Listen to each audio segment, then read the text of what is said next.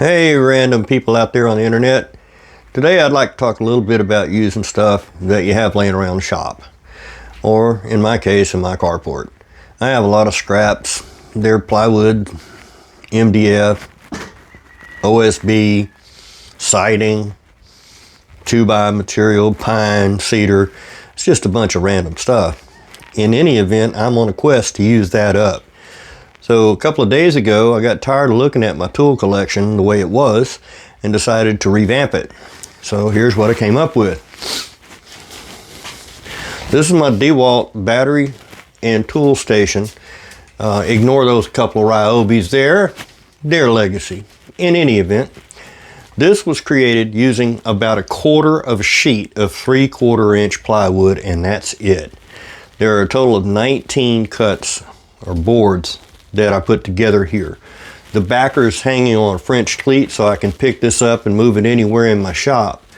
The only thing I bought were these on Amazon, which are great for storing your batteries by just placing them on there and sliding them in, and they're very easy to get off. One of the problems that you'll find with DeWalt battery chargers is that when you go to pull the battery off, the whole charger wants to move, so I secured it by putting a strip over the top of it. That way I can pull them off and put them on with one hand. Okay, so my point here is that it really is a lot easier than people think to use up what you have. And another thing I'd like to talk about is the tool set.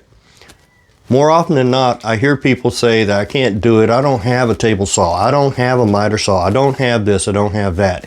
And yeah, it makes it much more difficult. I started with a skill saw, or what is actually called a circular saw, and a couple of drills. That's all I had. You can do this work. It's not as easy.